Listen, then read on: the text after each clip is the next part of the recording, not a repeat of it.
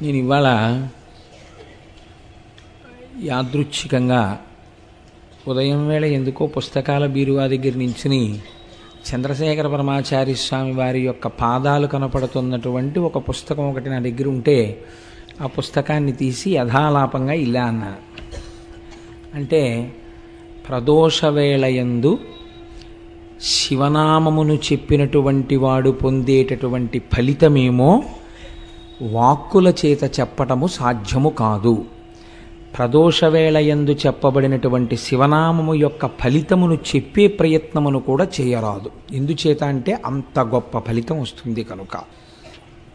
స్వయంగా చంద్రశేఖర పరమాచార్య స్వామి వారు చెప్పినటువంటి మాటలున్న పేజీ నాకు అలవోకగా కనబడితే నేను ఎంతో సంతోషించాను. పోన్లే, నిన్ననే అనుకోకుండా నేను ఈ మాట అన్నాను. ప్రదోషవేళలో శివనామం చెప్పుకున్నటువంటి ఫలితం మనకి అనుభవంలోకి వచ్చిన తర్వాత తెలుస్తుంది దాని గొప్పతనం ఏమిటోనని. ఇవాళ మనకి యాదృచ్ఛికంగా ఇది గురువుల నోటి వెంట వచ్చిన మాటగా పుస్తకంలో కనపడింది. ఇది చాలా ఆనందదాయకమైన విషయము అని అనుకున్నాను. కనుక మనం ఇప్పుడు చక్కగా సంతోషంతో, పూనికతో, భక్తితో ప్రదోషవేళ కనుక ఆ శివాష్టోత్తరాన్ని చదివి తదనంతరము ప్రవచనాన్ని ప్రారంభం చేసుకుందాం.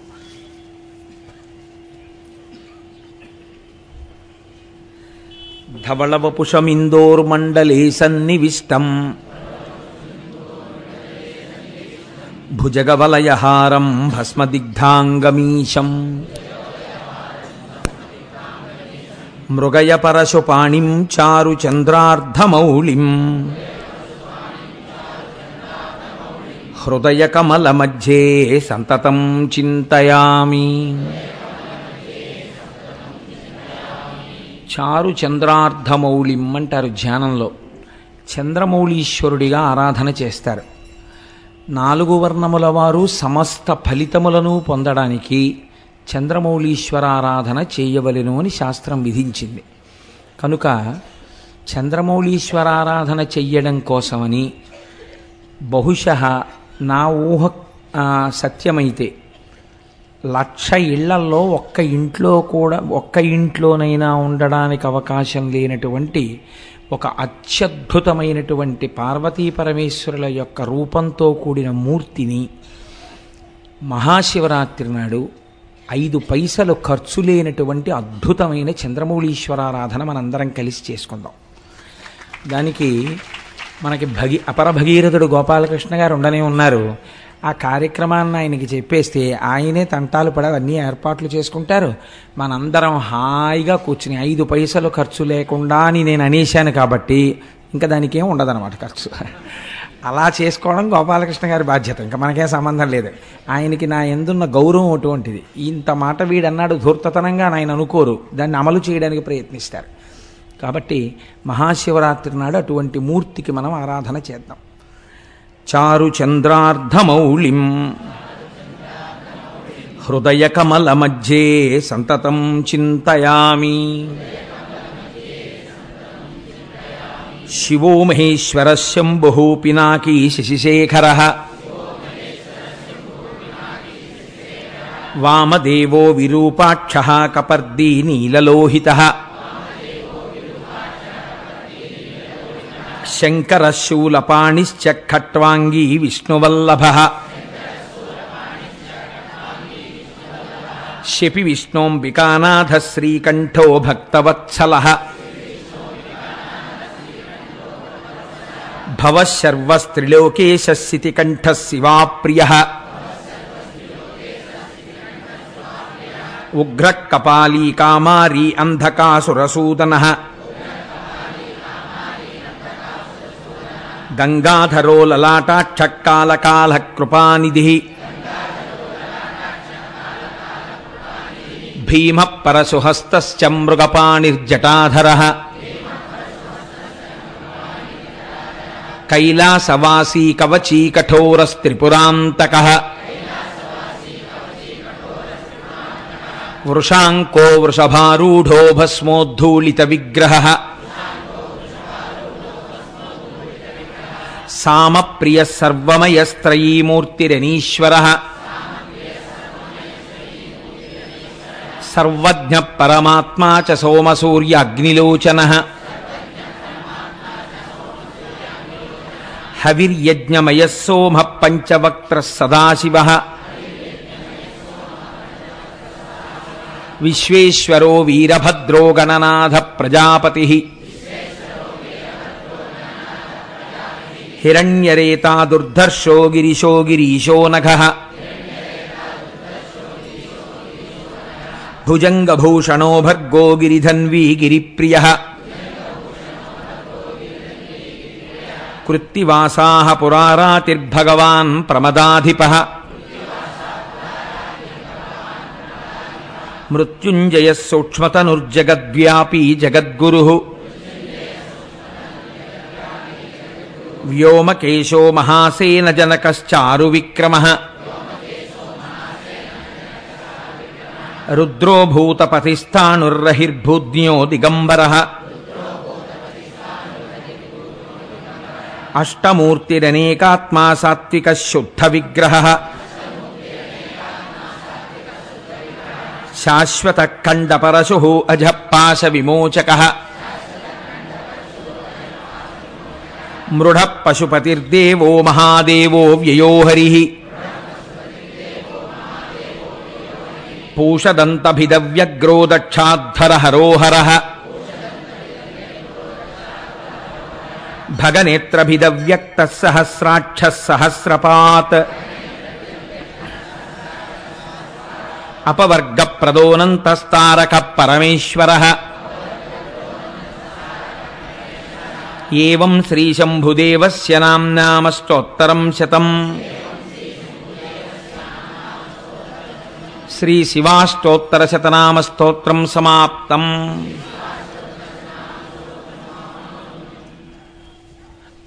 నిన్నటి రోజున భీమః అన్న నామంతో ఆ భీమేశ్వరలింగం ఎలా ఆవిర్భవించింది అన్నదాన్ని మీకు నేను విజ్ఞాపన చేశాను. దాని యందు రెండు ఉంటాయి. ఒకటి, ఆయన అటువంటి గొప్ప శాసనాన్ని చెయ్యగలగడం, అటువంటి ప్రభంజనుడైనటువంటి వాయుదేవుడు మన శరీర కార్యములను నిర్వర్తించుట యందు ఎలా సహాయపడాలని శంకరుడు శాసనం చేస్తే ఔదల దాల్చి నిర్వహిస్తున్నాడో అంత గొప్పగా తన తేజస్సు చేత సమస్తాన్ని బూది చేయగలిగినటువంటి అగ్నిహోత్రుడు ఈశ్వర శాసనాన్ని ఔదల దాల్చి యజ్ఞమునందు హవ్యవాహనుడుగా, పితృకార్యముల యందు పిండమును తీసుకెళ్లేటటువంటి వాడిగా, అలాగే మన ఇంట్లో తెల్లవారి లేస్తే అన్నాన్ని పచనం చేసేవాడిగా, హవ్యం వహతి దేవానాం కవ్యం కవ్యాసినామపి పాకంచ కురుతే వహ్ని శంకరశైవ శాసనాత్ అని లింగపురాణంలోంచి అనుసంధానం చేసుకుంటూ మనం ఆయన ఎలా జగత్తుని శాసించగలిగినటువంటి వాడు అన్నదాని గురించి ఆ భీమేశ్వర నామంతో స్వామి ఆవిర్భవించినటువంటి స్వరూపం గురించి మీకు విజ్ఞాపన చేసి ఉన్నాను. ఇవాల్టి రోజున త్రయంబక క్షేత్రం గురించి, త్రయంబకేశ్వరుడి గురించి మీకు 4 మాటలు చెప్పేటటువంటి ప్రయత్నం చేస్తాను. త్రయంబకం గౌతమీతటే అని మనం అంటాం. అందులో సహ్యాద్రి శీర్షే విమలే వసంతం గోదావరీ తీర పవిత్ర దేశే యద్దర్శనాత్వాతకమిషునాశం ప్రయాతితం త్రయంబకమిషమీడే అని పిలుస్తారు. ఈశ్వర, ఓ త్రయంబకుడా, నిన్ను దర్శనము చేసినటువంటి వారిని రక్షించదవు, నిన్ను స్మరించిన వారిని, నిన్ను నమ్మిన వారిని సర్వకాలముల యందు రక్షించేటటువంటి స్వరూపం ఉన్నవాడు. మీరు ఇక్కడ ఒక విషయాన్ని జ్ఞాపకం పెట్టుకోండి. మీరు ఇప్పటి వరకు విన్నటువంటి స్వయంభూలింగముల యొక్క విశేషము ఒకలా ఉంటుంది. త్రయంబకేశ్వరుడి దగ్గరికి వచ్చేటప్పటికీ ఇది ఒక్కటి ఒకలా ఉంటుంది. నా దృష్టిలో అయితే నేను దీన్ని వేరొక రకంగా భావన చేస్తాను, అది మీతో పంచుకునే ప్రయత్నం చేస్తాను. ఈశ్వర సౌలభ్యము ఎంత గొప్పదో ఒక మహాభక్తుడి యొక్క జీవితము కూడా అంతే గొప్పది. అది పవిత్రమైనటువంటి నది వంటిది భక్తుడి యొక్క జీవితం. ఈశ్వర కథ వినడం చేత ఈశ్వరుడు ఎక్కువ ప్రీతి చెందుతాడా? ఈశ్వరుణ్ణి నమ్ముకోవడం వల్ల నిరంతరము ఈశ్వరానుసంధానముగా జీవితం గడిపేటటువంటి ఒక పరమభక్తుడి యొక్క కథని వినడం వల్ల ఈశ్వరుడు ప్రీతి చెందుతాడా? అంటే ఈశ్వరుడు కేవలము భక్తుల యొక్క కథలు వినడము చేత మాత్రమే ద్విగుణీకృతమైనటువంటి ప్రేమని ఆవిష్కరిస్తాడు. పైగా మనం ఇవాళ వినేటటువంటిది కేవలం ఒక లింగము ఆవిర్భవించినటువంటి కథ కాదు. గౌతమ మహర్షి యొక్క జీవితాన్ని ఆయన యొక్క శీలాన్ని, ఆయన యొక్క గొప్పతనాన్ని మీరు ఒక్కసారి విహంగ వీక్షణంగా ఇందులో చూస్తారు. చూసినప్పుడు మీకు అసలు ఒక భక్తుని యొక్క జీవితము, ఒక మహాభక్తుని యొక్క చారిత్రము ఎలా ఉంటాయి అనేది మీకు బాగా అవగతమవుతుంది. మీరు చూడండి, ప్రపంచపటంలో ఉండేటటువంటి మిగిలిన దేశాలకి పేరు ప్రఖ్యాతులు ఏమైనా ఉండి ఉంటే దేనివల్ల వచ్చాయి? ఐశ్వర్యము చేత వచ్చి ఉండి ఉండవచ్చు, లేదా ఆ దేశాలలో ఉండేటటువంటి కొంతమంది విజ్ఞానులు కనిపెట్టిన కొన్ని విషయాల వల్ల వచ్చి ఉండవచ్చు. ఏదో ఈ రాకెట్ ప్రయోగించారు, లేకపోతే ఈ పెద్ద ల్యాబొరేటరీ ఉంది, లేకపోతే ఇక్కడ ఇలా బటన్ నొక్కితే ఇన్ని వేల కిలోమీటర్ల దూరంలో ఉండేటటువంటి ఒక దేశంలో ఉన్న లక్ష్యాన్ని ఛేదించగలిగినటువంటి క్షిపణి కనిపెట్టబడినదనేటటువంటి కీర్తి చేత ఆ దేశమునకు గౌరవం ఉండవచ్చు. కానీ భారతదేశం యొక్క పరిస్థితి పూర్తిగా భిన్నం. భారతదేశానికి గౌరవం దేనివల్ల అంటే భౌతికమైన సంపత్తి చేత భారతదేశము గౌరవింపబడలేదు. ఆ కోణంలో పరిశీలన చేస్తే అసలు భారతదేశం అంతటి ఐశ్వర్యవంతమైన దేశం మీకు ప్రపంచ పటంలో కనపడదు.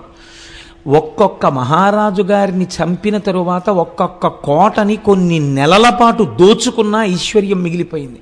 విజయనగర సామ్రాజ్య పతనం చదివితే కన్నుల నీరు కారుతుంది. 6 నెలలు దోచుకున్నారు విజయనగరం కోటని. అంత దోచుకున్నా ఇంకా ఎత్తుకెళ్ళడానికి ఐశ్వర్యం మిగిలింది. ఇక్కడి నుంచి ఎత్తుకుపోయింది కోహినూరు వజ్రం, ఇక్కడి నుంచి ఎత్తుకుపోయింది నెమలి సింహాసనం, ఇక్కడి నుంచి ఎత్తుకుపోయింది ఆయుర్వేదం, ఇక్కడి నుంచి ఎత్తుకుపోయింది అథర్వణ వేదంలో భాగాలు. అన్ని దేశాలకి ఇంకా పలకాబలపం పట్టుకోవడం రానటువంటి రోజులలో అద్భుతమైనటువంటి చారిత్రక సత్యములను కనిపెట్టినటువంటి దేశం ఈ దేశం. నాకు ఈ విషయం చెప్పినప్పుడు ఒక విషయం స్ఫురణలోకి వస్తోంది. నేను మొన్న అరుణాచలం వెళ్ళినప్పుడు విశాఖపట్నం నుంచి ఒక మెరైన్ ఇంజనీర్ సుబ్బారావు గారిని వారి భార్య గారు, నాకు పేరు సరిగ్గా జ్ఞాపకం ఉంటే ఆవిడ పేరు భవానీ, ఆవిడ కూడా మాతో పాటుగా వచ్చారు. వచ్చినప్పుడు నేను ఏదో ఒక తపస్సమాధిలో ఉండేటటువంటి వ్యక్తి సమాధిగతుడైపోయిన, ఆయన శరీరాన్ని సమాధి చేసిన అందులోంచి కొన్ని తరంగములు వస్తాయి అని పుస్తకాలలో ప్రతిపాదన చేశారు అన్నదానికి ఆవిడ సైన్స్ లెక్చరర్ అనుకుంటాను. ఈ మధ్య కాలంలోనే దీని మీద ఒక పుస్తకం వచ్చింది కోటేశ్వరారు, ఇది పరమ సత్యం అండి, అది ఎలా వస్తుంది అన్నదాని గురించి ఆవిడ నాకు ఆ విజ్ఞాన శాస్త్రానికి సంబంధించినటువంటి భాషలో మాట్లాడారు. నేను నిజంగా మన వాళ్ళు ఎంత గొప్పవాళ్ళంటే ఆ తల్లి ఎంత జీర్ణం చేసుకున్నారో ఆవిడ అన్నారు. బహుశः మన దేశంలో పెద్దలు ఒక మాట చెప్తే ఇది ఇలాగే ఎందుకు పాటించాలి అని ధిక్కరించి అడగడం లేదేమోనండి. పూర్వం పెద్దలు చెప్పారంటే నమ్మడమే అని అనుకుని ఉంటారు. అందుకే దాన్ని కథలుగా చెప్పారు, శాసనాలుగా చెప్పారు తప్ప వివరణలు ఇవ్వలేదు. ఈ సూత్రాల్ని ఇవాల్టి రోజున కొత్తగా కనిపెట్టబడినటువంటి విషయాలుగా విదేశాలలో చెప్పబడుతున్నాయి తప్ప ఇవి మన ఋషులు ఏనాడో దార్శనికులై చూసినవేనండి అన్నారు. నేను ఆ తల్లి యొక్క ఆ దర్శనానికి చాలా సంతోషించాను. మీరు చూడండి, మన దేశంలో కీర్తి దేని వలన వచ్చింది అంటే ఒక్క సత్యాన్ని పట్టుకొని అబద్ధం ఆడకుండా ఆడిన మాటకి నిలబడిపోయి జీవితంలో ఏవైనా పక్కన పెట్టి సత్యానికి కట్టుబడినటువంటి వాడు త్రిమూర్తులను కిందకి ఎలా దింపగలడో చూపించిన వాడు హరిశ్చంద్రుడు.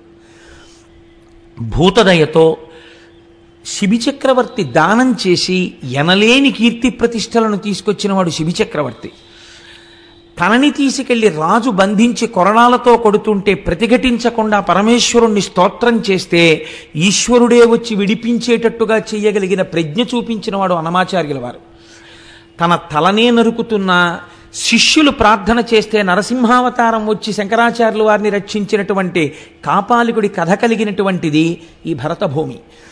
మీరు ఎన్ని రకాలుగా చూడండి, భగవంతుడి యొక్క ఉపాసనని, భగవంతుడి యొక్క శక్తిని 1కి 10 మార్లు నమ్మి ఆవిర్భవింపచేసి ఆవిష్కరింపచేసినటువంటి పుణ్యపురుషుల వల్ల ఈ దేశానికి ఇంత పేరు వచ్చింది తప్ప భౌతికమైనటువంటి సంపత్తి వల్ల పేరు రాలేదు. మనం ఎప్పుడూ ఇన్ని ఖనిజాలున్నా, ఇన్ని గనులున్నా, ఇంత తీర ప్రాంతం ఉన్నా, ఇన్ని సముద్రాలున్నా, ఇన్ని నదులున్నా పట్టించుకోకుండా నిరాడంబరంగా జీవితాన్ని గడపడానికి ఇష్టపడి భగవంతుణ్ణి చేరుకోవడం మనుష్య జన్మకి ప్రయోజనం తప్ప ఈ వనరులతో ఎంత భోగం అనుభవించవచ్చనేటటువంటి దృష్టికోణమే లేని దేశం బహుశः ప్రపంచ పటంలో ఉంటే ఒక్క భారతదేశమే. అంత గొప్ప దేశం ఈ దేశం. అందుకే ఇక్కడ భగవద్గీత పుట్టింది. ఇది కర్మభూమి. ఇక్కడ ఉపనిషత్తులు పుట్టాయి, ఇక్కడ వేదాలు పుట్టాయి.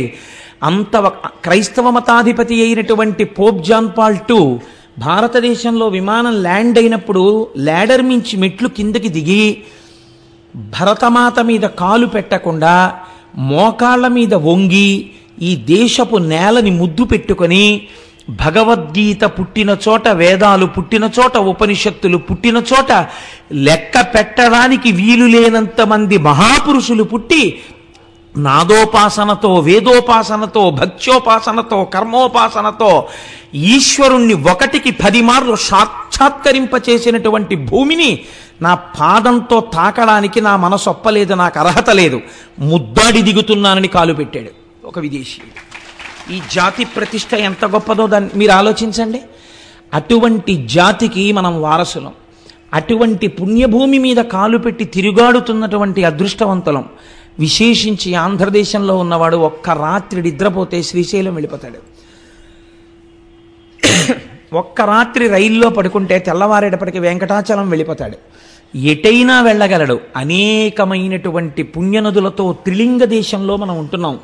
మనంతటి భాగ్యవంతులు వేరొకరు ఉండరు. ఎన్ని జన్మల పుణ్యమో భౌతిక సంపత్తితో, అర్థం పర్థం లేని సుఖభావనతో, ఎప్పుడూ అనేక రకాలైనటువంటి కామ సంబంధమైనటువంటి విషయాలతో కొట్టుకుపోయేటటువంటి సంస్కృతి యందు పుట్టకుండా ప్రపంచపటంలో తెల్లవారి లేస్తే భగవన్మయంగా జీవితం గడిపేటటువంటి జీవగడ్డ యందు మనం పుట్టేటట్టుగా అనుగ్రహించినటువంటి ఈశ్వరుడికి మనం ఎన్ని ప్రణతులిడాలి.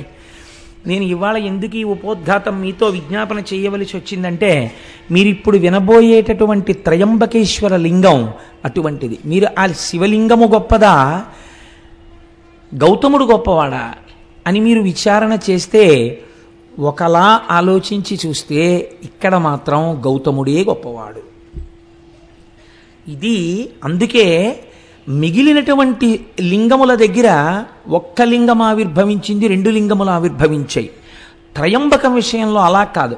ఒక నది ఆవిర్భవించింది, ఒక శివలింగం ఆవిర్భవించింది. మనం తెల్లవారి లేస్తే ఏ నదీ జలాలు తాగి బతుకుతున్నామో ఆ నదిని తీసుకొచ్చిన మహాపురుషుడి చరిత్ర ఇవాళ రాబోతోంది. మనం భవతి అంటారు సంస్కృతంలో. భవతి అంటే ఉన్నాను. ఇవాళ మనందరం భవతి ఉన్నాము అంటే దానికి కారణం ఎవరో తెలుసా అండి? గౌతమ మహర్షి. ఆయన తెచ్చిన గోదావరి నీళ్ళే కదండి మనం తాగుతున్నాం. అటువంటి మహాపురుషుడి యొక్క చరిత్ర ఇవాళ మనం వినబోతున్నాం. దీనికి ఈశ్వరుడు నిజంగా ఎంత సంతోషాన్ని పొందుతాడో చూడండి. వీళ్ళు కృతజ్ఞతాభావంతో వింటున్నారని ఆనందిస్తాడు.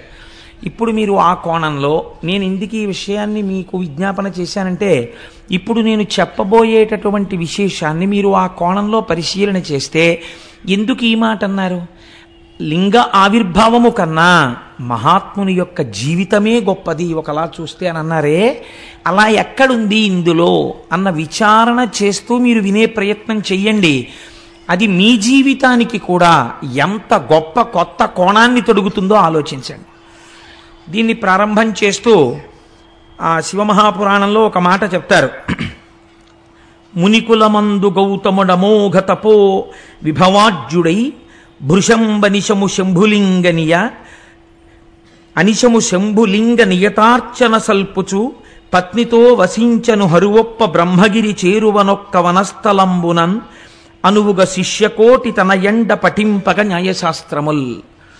గౌతముడు చాలా గొప్ప మహర్షి. ఆయన గురించి ఎంత చెప్పినా తక్కువే. అటువంటి గౌతమ మహర్షి తన శిష్యులతో కలిసి ప్రతిరోజు శంభులింగారాధనమును చేస్తున్నాడు. ఆ లింగమునకు ఆయన ఏమని పేరెట్టుకున్నాడో చూడండి. శంభులింగాన్ని నేను ఆరాధన చేస్తున్నాను అన్నాడు. ఇది పూర్వకాలంలో మీరు ఒక 50 పేర్లు చూస్తే 51వ పేరు ఇది ఉండేది, శంభులింగం అని. అసలు ఈ పేరే కనుమరుగైపోయింది. వెర్రి వెర్రి పేర్లు, విచిత్రమైన పేర్లు. కలియుగం కదండి, నామస్మరణ జరగడానికి కూడా అవకాశం లేని రీతిలో కట్టడి చేస్తున్నాడు కలిపురుషుడు. కాబట్టి ఇన్ని పిచ్చి పేర్లు, అర్థం ఉండదు అసలు ఆ పిచ్చికి. ఒక్కటి ఈశ్వర సంబంధంతో లేవు. అంత పిచ్చి పిచ్చి పేర్లన్నీ వచ్చేసాయి ఇవాళ రేపు.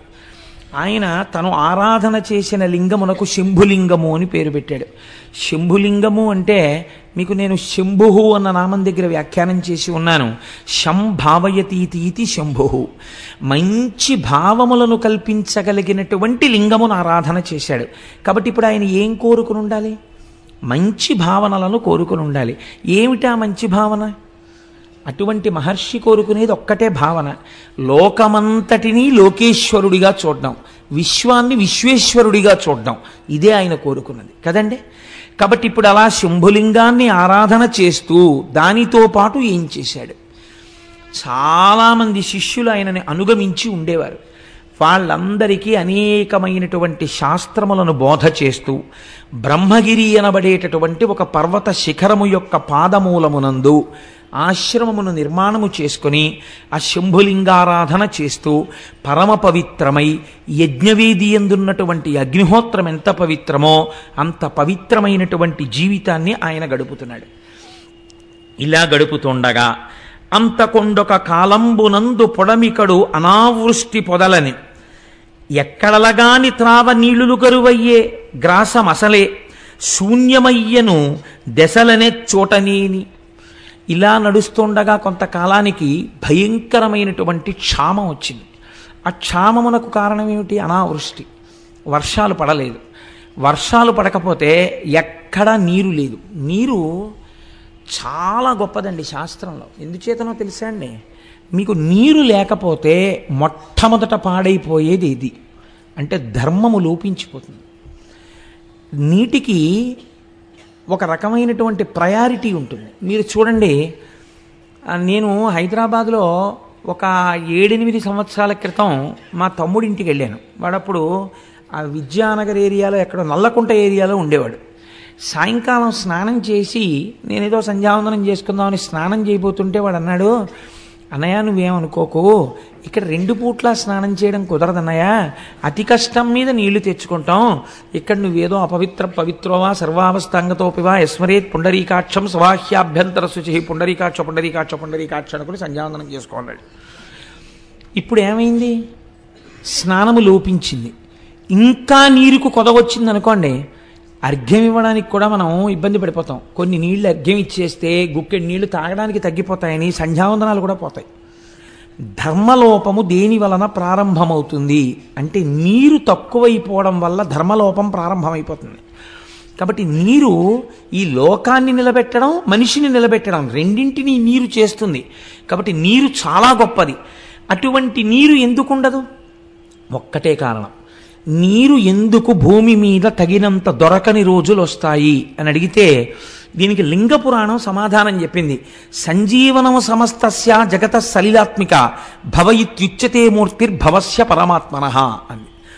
భవ అంటే బతికించువాడు, ఏ రూపంలో బతికిస్తాడు? సంజీవనం సమస్తస్య, అన్నిటినీ బతికిస్తాడు. ఎలా?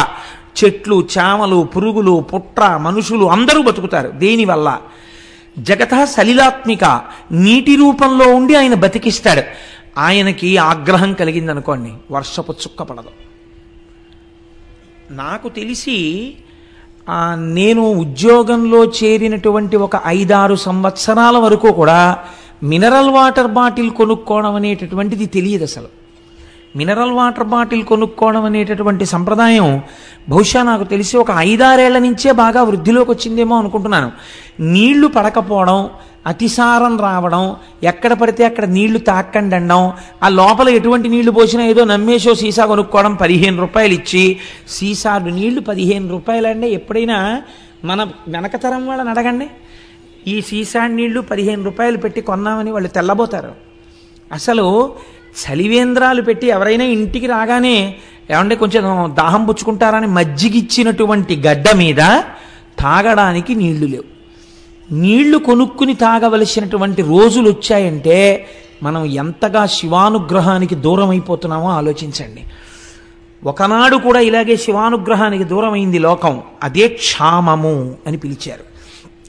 దీన్ని మీరు త్రయంబకేశ్వర చరిత్ర యందు గట్టిగా పట్టుకోవాలి. అందుకే ఇప్పటికీ లోకమునందు నీరు లేకపోతే సహస్రఘటాభిషేకం అని పరమేశ్వరుడికి చేస్తారు. శివలింగానికి సహస్రఘటాభిషేకం చేస్తే మళ్ళీ వర్షాలు పడతాయని. కాబట్టి చూడండి, లోకంలో నీరు లేదు, క్షామం వచ్చేసింది, ఎక్కడ చూసినా అనావృష్టి.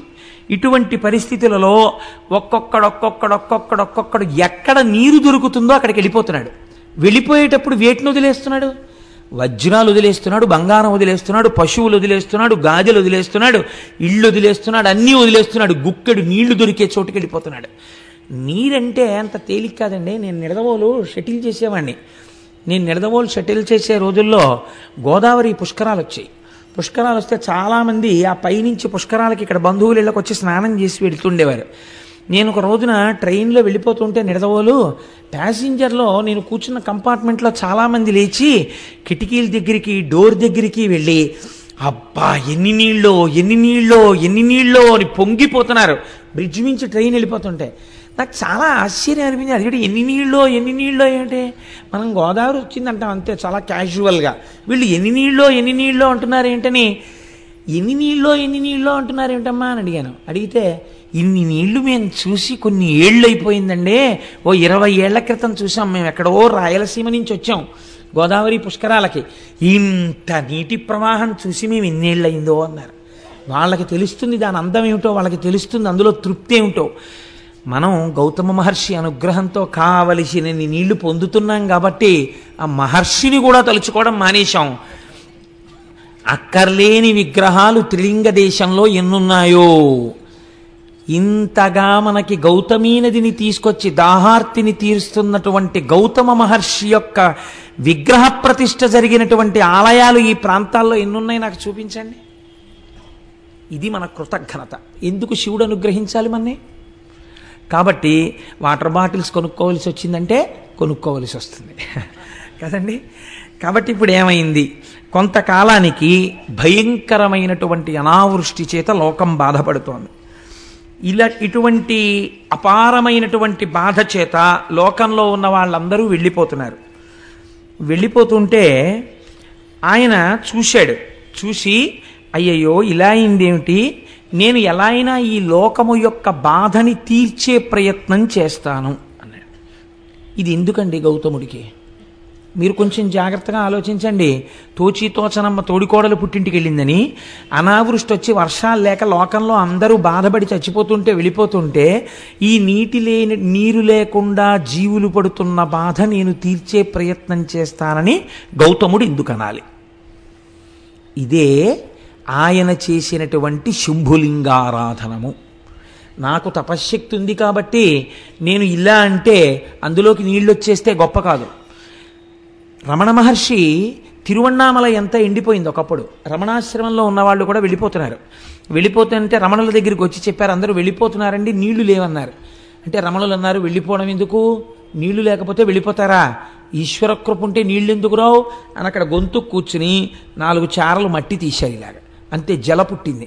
అదే రమణబావి అని పిలుస్తారు. తిరువణ్ణామలై అంతా ఎండిపోతుంది, రమణాశ్రమంలో ఉన్న రమణబావి ఎండదు.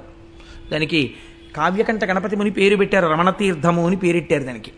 కాబట్టి మహాపురుషులు సృష్టించగలరు, వారి తపశ్శక్తి చేత వారు సంకల్పం చేస్తే వస్తుంది.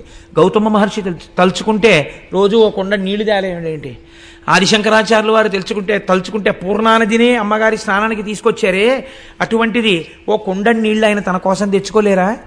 ఆయన బాధ అది కాదు, ఆయన బాధ లోకం కోసం. ఇది విశ్వమునందు విశ్వేశ్వరుని చూచుట, లోకమునందు లోకేశ్వరుని చూచుట.